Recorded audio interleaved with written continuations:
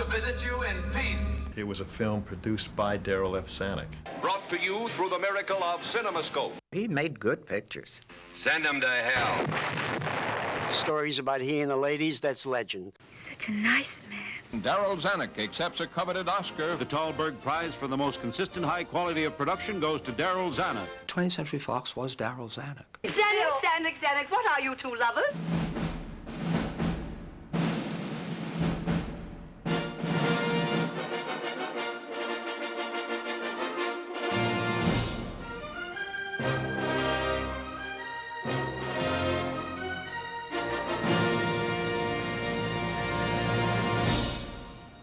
As the man who created 20th Century Fox, he produced some of Hollywood's most memorable films and created many of its biggest stars.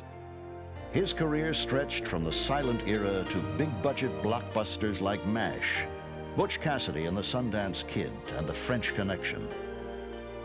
But dominating his nearly 50-year career was a personal life that was filled with as much passion and adventure as the films he made.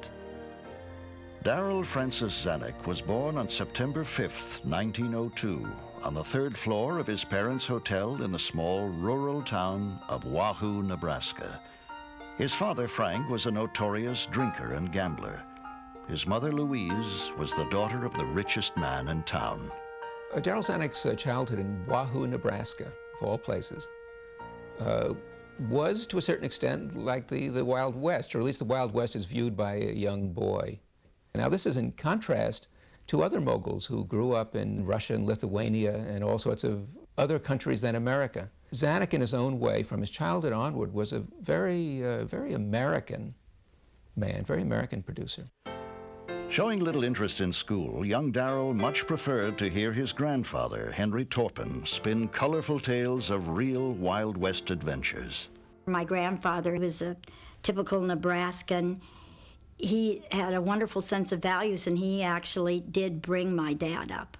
And he had been quite wild as a youth himself. He had worked on the railroad, and Daddy said that he had 21 scars. He was in the Indian Massacre. With his grandfather's heroic exploits firing his youthful imagination, Darryl was soon reading every adventure novel and pulp magazine he could lay his hands on. Diversions that provided an escape from the boy's unhappy home life. When Frank Zanuck's drinking and gambling became unbearable for Darryl's mother, she packed up her 6-year-old son and moved to Glendale, California, where after her divorce she married Joseph Norton, a man Darryl despised. He hated him. He was an alcoholic. He was a preacher. He would beat them up, and it was bad enough that my dad used to run away all the time. Anxious to get the rebellious youngster out of the house, Darryl's stepfather convinced Louise to send the boy to Page Military Academy in nearby Los Angeles. Bitterly unhappy at school, Darryl would anxiously await the summer holidays, which he would spend hunting, fishing, and trapping with his grandfather back in Wahoo. I think those were the happiest days of his life. It really was in Nebraska, and the early days never faded away. When America entered World War I, Darryl was anxious to trade military school for the real thing. Determined to enlist, the plucky 14-year-old snuck off to an Army recruitment center. He wanted to wear the uniform, and so he was determined to get in. It is true that he pulled his braces off his teeth, and he drank tons of water before he went in to be weighed, and he passed. As a teenage doughboy fighting on foreign soil, Darryl Zanuck now had an adventure worth writing home about. Letters he sent from France to his grandfather in Nebraska were published in the Oakdale Sentinel and later made their way into the military newspaper, Stars and Stripes. Returning home after his discharge in 1919, Darryl grew restless and bored. Most of his friends were still in high school. The 16-year-old war veteran had had his first taste of adventure. Now he wanted more. Packing his bags, he headed west to seek his fame and fortune as a writer in America's newest frontier boomtown, Hollywood. For anyone in the 20s, Hollywood was a promise of great adventure. He wanted desperately to get into the movies. And coming to Hollywood as a man without education, without much background of one sort or another. How does he go about doing it? Well, Darryl wanted to be a writer in Hollywood. That was his first ambition. So he gathered together his short stories and met this man that was promoting a hair tonic called Yucatone. And he wrote a story about Yucatone hair tonic and stuck it in the book. And that's how it got published, because the man that produced the hair tonic paid for it. Now that Zanuck was a published writer, doors began to open. Gregarious and confident, he made friends quickly. And within a short time, he was writing gags for silent film stars Charlie Chaplin, Fatty Arbuckle, and the Keystone Cops. With his new career came money, and with money came a parade of young actresses whom the dapper Darryl would squire around town. That is, until he met one special actress, Buster Keaton's frequent co-star, Virginia Fox.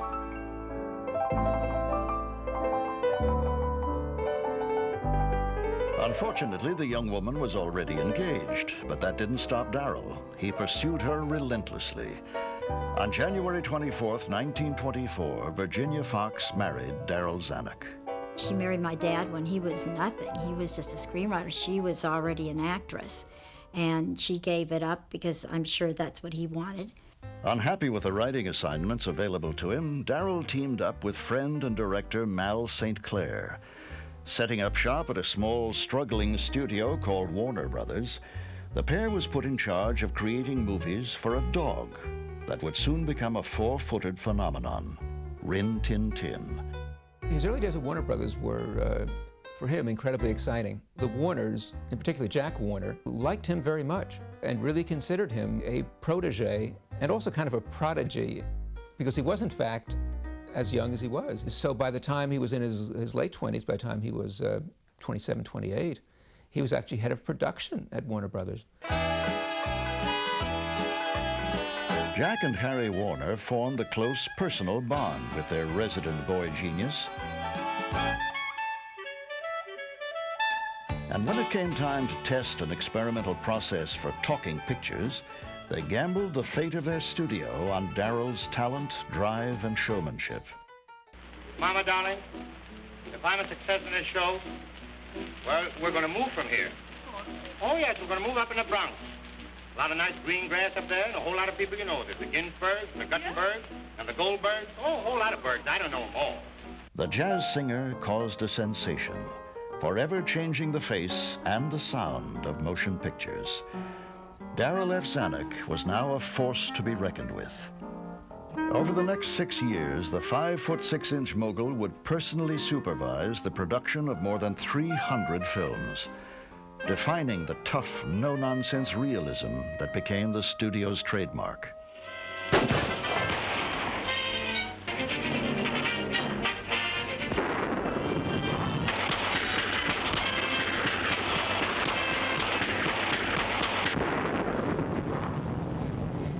But although he was earning an impressive $5,000 a week, Darryl realized he had reached a career dead end. There were Sam and Harry and Jack Warner, but not Darryl Warner.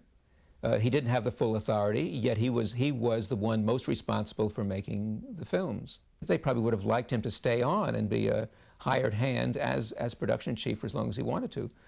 But Zanuck was a man of great ambition. In 1933, an avenue for that ambition opened up.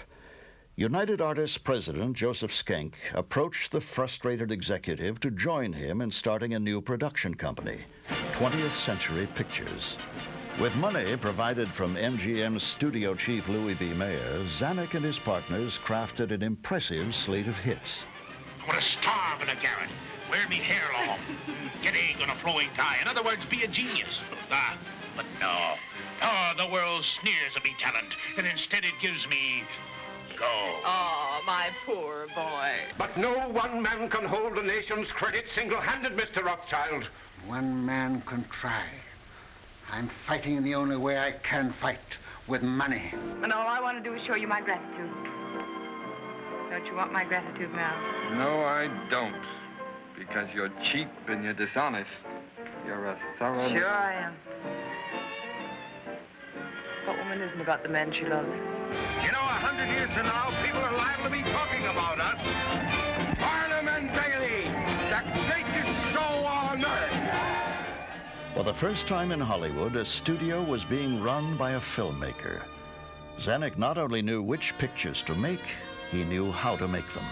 In a short 2 years, 20th Century Pictures had done well enough to acquire the financially ailing William Fox Studio.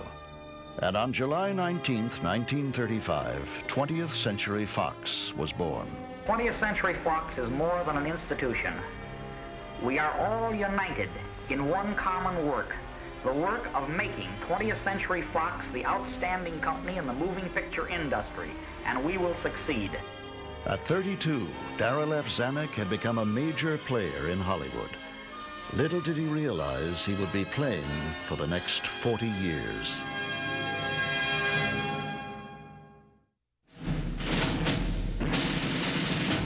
With the formation of 20th Century Fox, Darryl Zanuck inherited a 96-acre back lot in West Los Angeles, $20 million in startup bank financing, and a stable of stars that included Janet Gaynor, Frederick March, Alice Faye, and America's most beloved humorist, Will Rogers. Salt Creek's the last town we're going to show in, then we're going home. See do. Look, say, don't do that. There ain't nothing will run you on a sandbar quicker than a lot of hugging and kissing. But on August 15th, 1935, Rogers, along with friend and aviator Wiley Post, was tragically killed in a plane crash. The nation suffered a huge loss, and so did Zanuck. Rogers had been Fox's biggest star.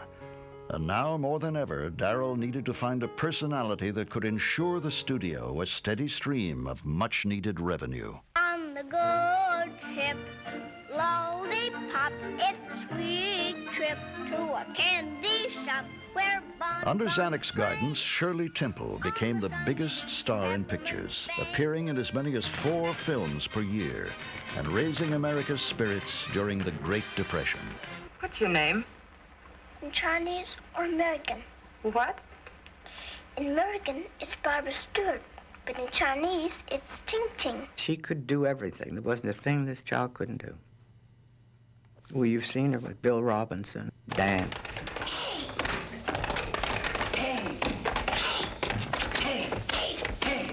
Fantastic. For 4 consecutive years, Shirley Temple was the top box office draw in the world and one of 20th Century Fox's biggest assets. And joining her was some of Hollywood's greatest stars in several of the decade's best-loved films. Mr. Watson! I want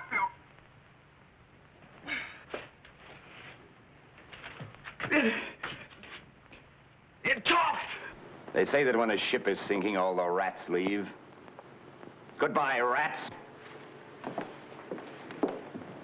Everywhere we roam, by your light I am longing to see my old folks at home. Oh, Daddy! In just 5 years, Darryl Zanuck had built his studio into one of the most financially successful in Hollywood. He was an absolutely extraordinary movie executive. I think probably one of the most succinct and intelligent. He might not have agreed with a lot of people that he was working with, but he challenged and forced them into extraordinary achievement.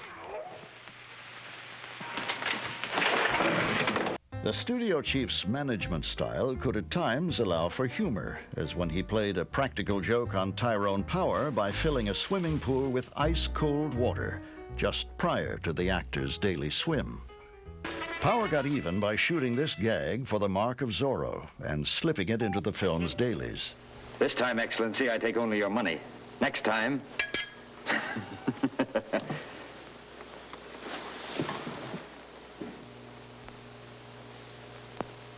Zanuck. And let that be a lesson to you, damn it. Adios.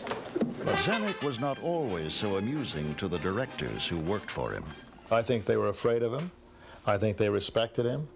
I think he was an enigma. I think there was a sense of danger about him. I think all those things. A great sense of humor. You were always, you kind of didn't know how he was going to react. Darryl instilled a certain degree of fear and anxiety in the directors, and they thought they were on the side of the angels if they did what he said. And bear in mind, in the early days of the studios, directors did not participate in post-production. Finding the process of filming a picture slow and tedious, Darryl rarely went to the set. He preferred to demonstrate what many felt to be his true genius in the editing room. After a screening, he would stand up and he would pace back and forth, talking about the film, but always with a cigar. He could go through it practically frame by frame after seeing it once. It was remarkable. The mogul's morning began with breakfast and a French lesson, then a drive to the office in his Zanuck green automobile. That color green in the cars was his kind of good luck charm, so that we were all somehow protected. Doesn't make any sense, but to him it did. After arriving at the studio, he would spend his mornings dictating memos and giving production notes. A working lunch was followed by an afternoon of meetings and script conferences. Then it was off to the screening room, where he would sometimes stay until 2 or 3 a.m. His only respite from this 15-hour-a-day schedule was dinner time, where he chose to eat a quiet meal with his 2 most trusted friends. Well, actually, his closest friends were people who were not the obvious choices. The head of the commissary, a fellow by the name of Nick Janis, was his closest friend, along with a guy by the name of Sam Silver, who was head of the barber shop. Those 2 guys would spend every evening with him. What free time Darryl did have was spent at his Santa Monica beach house, enjoying the company of his wife and 3 children, Darylyn, Susan, and Richard. Family vacations were often spent traveling to exotic locales like Europe, Africa, and Alaska.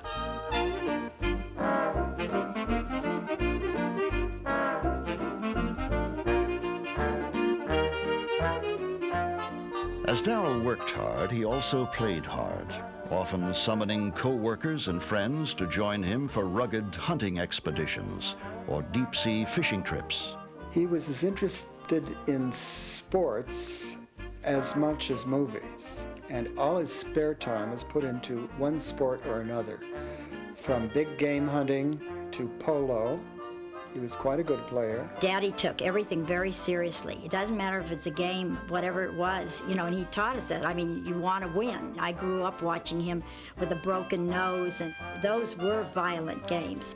Even birthday parties were planned and produced in the grand Zanuck manner.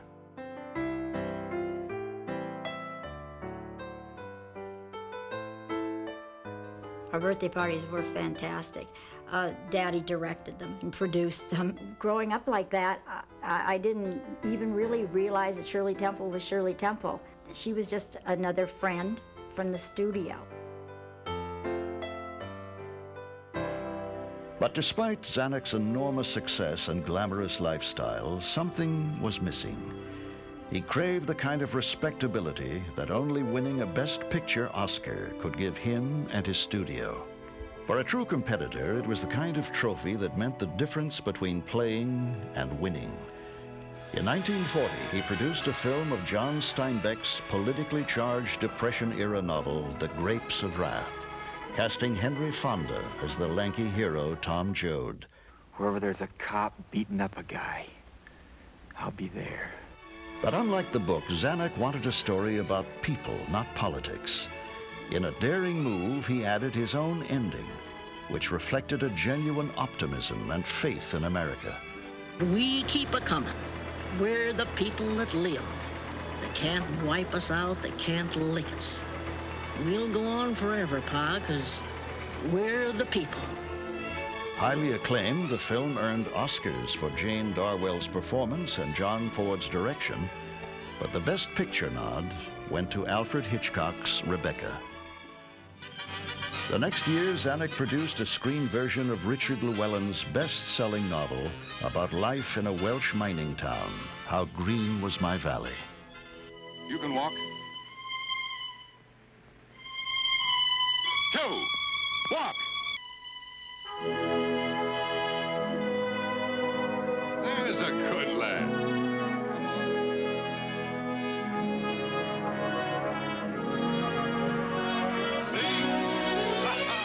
Making his American screen debut was a 12-year-old English actor named Roddy McDowell. How Green Was My Valley? It was an unpopular idea in its moment. The stockholders felt it was unwise to make a film to do with unions. Let us all stand together and see how they will act then. You will not make me a plank for your politics. I will not be the excuse for any strike. Now, there were no stars in How Green Was My Valley. Walter Pidgeon in 1941 was a man who had been around for like 10 or 12 years. He was 44 years old. Maureen O'Hara was a charming, young, beautiful 18 or 19-year-old girl who was going to certainly be a movie star. Well, Zanuck trusted the story. How Green Was My Valley was nominated for 10 Oscars and won 6, including Best Picture. But by now the world was at war, and once again combat held the promise of adventure that the kid from Wahoo, Nebraska couldn't resist. Receiving a commission as a colonel in the Signal Corps, Darryl took a leave of absence from the studio and went on active duty, making Army training films and stumping on behalf of Hollywood. I am proud to be an officer in the Signal Corps, assigned by the military command to the supervision of these films. Hollywood is proud to do it. It's our part, it's part of our contribution to national defense. Many Fox stars, such as Tyrone Power, served in the military, while others, like Betty Grable, helped bolster morale at home by performing for the troops. Be marching to a love song in my heart. Even Virginia Zanuck pitched in. Motion picture personalities like Mrs. Darryl Zanuck preside over ceremony of coffee and sinkers. Filming the action at the North African front, Zanuck often risked his life to bring news of the war back home. But little did the military mogul know how much this war would change the world, or the audiences on which his studio depended. In 1943, Darryl Zanuck returned to Hollywood, regained control of his studio, and went back to making movies. For his first major project, he chose a film biography based on the life of his boyhood hero, President Woodrow Wilson. Attention, Mr. and Mrs. United States. I have just seen Wilson. This remarkable Technicolor motion picture is another achievement for 20th Century Fox. It is the high mark in the brilliant career of Darryl F. Zanuck. But Wilson would be one of the biggest disasters of Zanuck's career, losing millions of much-needed studio dollars. Presidents are problems anyway. If you're telling the Lincoln story, you have something to go with, but Wilson? He forgot his own lesson that in order to tell a story, you need a drama. I can remember being on tour with Darryl when the dreaded Wilson was made in 1944. There was a great saying, the thing that had saved Darryl his job was Betty Grable and Alice Faye, that those films made up for this huge seemingly unprofitable movie. Welcome to the Diamond Horseshoe. Let the fun begin. The musicals, like Betty and I did, they made all the money for the dramatic actresses to come on and emote. But we were the ones that did all the work.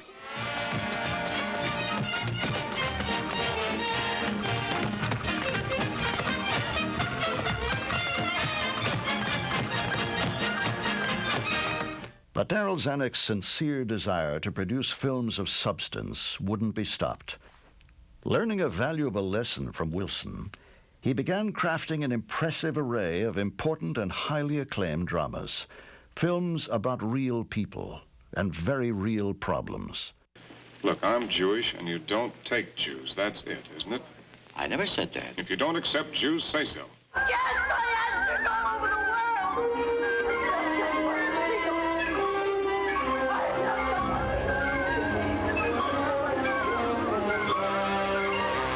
Excuse me, sir, but why are you two white men mamming her? She's nothing but a low-down colored gal. I tried to steal my man. Stop. You heard what she said. He's got to slap her down, unless it's true. Yes, it's true. I'm colored. There is the possibility that I killed him, isn't there? Don't be a fool. That I was careless in the spinal tap. That his brother's Negro baiting got me down. Solid box office and dozens of awards, including a second Best Picture Oscar for Gentleman's Agreement, proved that Zanuck hadn't lost his touch. The 1940s became 20th Century Fox's golden era, and Darryl Zanuck was a master showman at the peak of his creative and executive powers. At the end of the decade, All About Eve earned the studio more Oscar nominations than any other picture in Hollywood history, and Darryl received his third Best Picture Oscar. Fasten your seatbelts. It's going to be a bumpy night. But an ominous cloud was forming on the horizon: television. Early television was killing the movie business. People said, why go to movies when we can see all this entertainment at home for free? In an effort to lure audiences back into movie houses, the studios often tried desperate and elaborate gimmicks. Most of them failed. Darryl's did not. The Robe, from one of the greatest novels of all time. Brought to you through the miracle of CinemaScope, in all its power and drama, in all its scope and magnificence. You see more because there is more on the film to see. The Robe broke box office records, and CinemaScope was hailed as one of the greatest screen innovations since talking pictures. Zanuck decreed that henceforth all Fox movies would be CinemaScope movies. We have a large screen that gives a semicircle around the theater, and you have the feeling that instead of looking at a small picture that you're observing, you have the feeling that you are in the picture. The picture is around you. You have an opportunity to participate in the drama. His whole idea was, and he expressed it, you know, hell, we don't have to make all these cuts and all these different angles and whatnot. We do stage it with this wide screen and whatnot, and we'll shoot the picture in 10 or 12 days. That was the idea. Cut the cost down. And he said, David, I want stories with width, not depth. And we got stories with width and not depth. Do you know who I'd like to marry? Who? Rockefeller. Which one? I don't care. I wouldn't mind marrying a Vanderbilt or Mr. Cadillac. No such person, I checked. With the fortunes of his studio at least temporarily secure, Darryl and his wife Virginia took a trip to Europe in search of fresh new faces. What they found was a young Polish woman named Bela Weiger. Convinced that they had discovered the studio's next big star, the Zanucks became so taken with the girl that they changed her name to Bella Darby, a combination of the names Darryl and Virginia, and brought her back to Hollywood. They also moved her into their home. When Bella Darby moved into their house, as I gather she shared a room with Darryl's daughter, Susan. She lived there for a while. She was good friends with Virginia at the time. Placed under contract, Zanuck cast Darby in several forgettable films, including the big-budget spectacle, The Egyptian. Somebody at Fox at the time, when they were casting The Egyptian, brought up the possibility of having Greta Garbo. And Zanuck said, who needs Greta Garbo? We have Bella Darby. I have never asked a man for anything, but I ask you to stay. As an actress, Darby was a disappointment. And even though the success of Marilyn Monroe more than made up for the failure of Zanuck's foreign import, the studio chief was growing bored with his personal life. He had what he called the 4 o'clock girls who came to see him, and most of them only came once. These were starlets. They were gorgeous, but I mean, they weren't destined to become stars. I've heard that too. All I got to say to that is I won't dismiss it, and I won't say, because all I know is that we had full reign, and we were running around there at 4 o'clock in the afternoon. He was known in his time as a great womanizer, something which he repeatedly denied, but always with kind of tongue-in-cheek. I mean, he was a great womanizer. Zanuck's womanizing had been kept secret from his wife, Virginia, until she learned what everyone in Hollywood already suspected, that her husband and Bella Darby were having an affair. My mother called me and told me about Bella. And of course, I was just, there were no words of what fury, and I had always taken my father's side in everything. And this time, I mean, I really couldn't believe it, and that's what I went so crazy at him. But she was brokenhearted. Not only the daddy had done it, but that her friend, that she thought was her close friend, that she had pushed into becoming an actress. Virginia kicked Darby out of the house, but the damage was done, and the scandal threatened to ruin Darryl's personal and professional reputation. It was like Hollywood went to war. I've often thought about it that way. Looking back on it, everybody took sides. And my mother was very, very popular. She was a sympathetic person. And I think that my father just couldn't stand it. He just wanted to get away from the whole thing. On February 5th, 1956, Darryl F. Zanuck resigned as head of production for 20th Century Fox. Darryl Zanuck decided he had no more use for Hollywood. He was tired of the Saturday night parties at Jack Warner's house, as he used to say. He suffered extreme burnout. He was starting to realize that his grip on the absolute power was not as strong as it was because the business was changing. 35 years after arriving in Hollywood, Darryl Zanuck walked away from everything he had built: his studio, his friends, his family, and his way of life. It was a self-imposed exile that would last for the next 6 years. In 1956, at the age of 54, Darryl Zanuck started over. Following Bella Darby to his beloved France, he quickly set up an independent production company. My first independent production has just been completed. It is Island in the Sun, based on the best-selling novel by Alec Waugh. The setting is the British West Indies of today. I'm sure most of you have read this exciting book.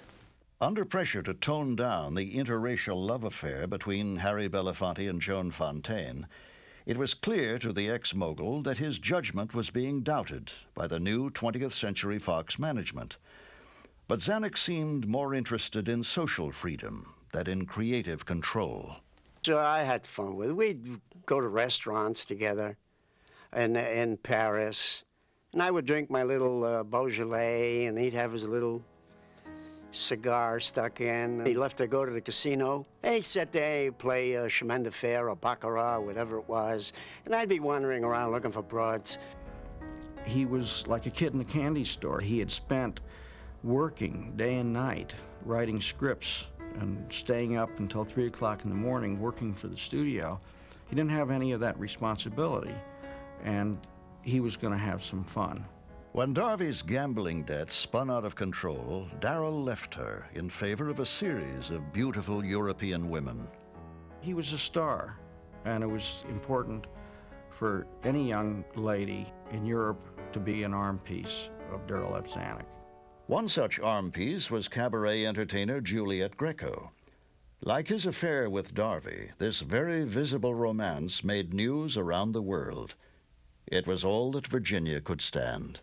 She sort of went into a shell and went through some very bad times, and then she broke out of it, and I guess maybe she even gave up. I visited Virginia Zanuck during the time that Darryl Zanuck was not there, and she still lived in their house, and she still had, among other things, his very elegant cigar humidor in the wall, and there were his cigars waiting for Darryl when he returned. But Darryl remained in Europe. Within 3 years, he had made 4 flops in a row, all featuring Greco. I like you, Jacob. You're a nice man. You really have to wear that hat. Desperate for a hit, he acquired the rights to Cornelius Ryan's best-selling chronicle of the D-Day invasion, The Longest Day, an event that Zanuck had personally witnessed while with the Signal Corps. Like a military general, he presided over every aspect of the film's mammoth production, which featured an all-star international cast, including John Wayne, Robert Mitchum, Henry Fonda, Roddy McDowell, Robert Wagner, and Red Buttons. He said, I'd like you to play the paratrooper who gets stuck on a church steeple in Sam Araglis in Normandy. I almost went into cardiac arrest, because for my money, I thought that was the best cameo in the movie.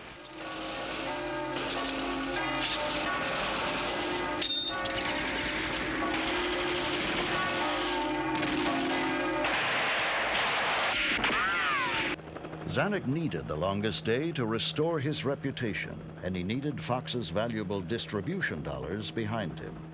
But the studio is having problems of its own. The spiraling costs of Cleopatra, starring Elizabeth Taylor and Richard Burton, were so completely draining the company's resources that management threatened to dump The Longest Day into theaters for quick cash. Furious that his picture and his future might be compromised, Zanuck raced to New York for a showdown with Fox's board of directors. He hit them on an emotional level as the founder of the company. And after a couple of hours of this tirade, they were totally wiped out, actually. He took over the company, and it was as simple as that. Back in control of his studio, Zanuck's first priority was to release his World War II masterpiece. On June 6, 1962, the 18th anniversary of the Allied invasion of Normandy, The Longest Day invaded theaters across the world. Attending the premieres with his new protege, actress Irina Demick, Darryl was triumphant. Now president of 20th Century Fox, The Longest Day was Mr. Zanuck's ultimate production before assuming his duties as chief executive. From Hollywood, here's Robert Wagner. I was with him the night of the premiere, and I was sitting right next to him in Paris. He had Edith Piaf singing from the Eiffel Tower. What a night.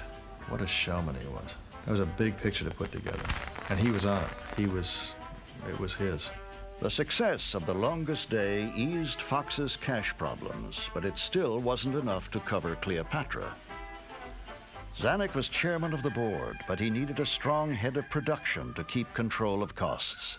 He said, give me a list of people who you think would be right to run the studio. And so I went back to my room and came back an hour later. I gave him a piece of paper, and it said me. That's all it said, me. He said, Jesus, you're right. With Richard at the helm, the father and son team immediately went to work trying to replenish the studio's coffers. But, just like Julius Caesar, Darryl underestimated the dangers presented by an Egyptian queen. Now back as chief of 20th Century Fox, Darryl Zanuck's first order of business was to take control of Cleopatra. With a projected running time of nearly 6 hours and a then record production cost of $40 million, the epic soap opera threatened to bankrupt the already ailing company. In a controversial but necessary move, Zanuck slashed 2 hours from the film and cut everything he could from the studio's overhead. But nothing, not even the much-publicized romance of the film's two stars, could prevent Cleopatra from being a box office disaster. 20th Century Fox was closed down. We were counting janitors, counting police. Everybody else was gone. With Richard Zanuck in charge of production, the father and son team laid off more than 2,000 employees and began selling off valuable props and real estate. With no money to purchase scripts, they scoured the shelves for overlooked material. One such property was The Sound of Music.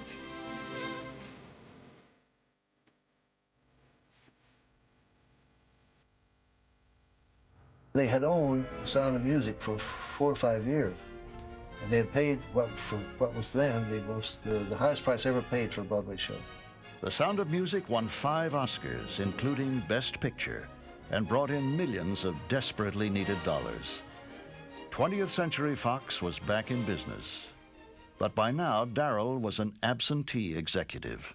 He never came to the studio, so it was a wonderful deal for me. And it was good for him, too, because he lived in Paris, would come back to New York for the board meetings once a month. Under this long-distance arrangement, the Zanucks put together a slate of highly successful pictures. But a string of big-budget musicals designed to repeat the success of The Sound of Music were costly disappointments. Under pressure from the Fox board of directors, Darryl Zanuck blamed Richard for the company's deepening financial crisis. And on December 29, 1970, he shocked Hollywood and his family by firing his son.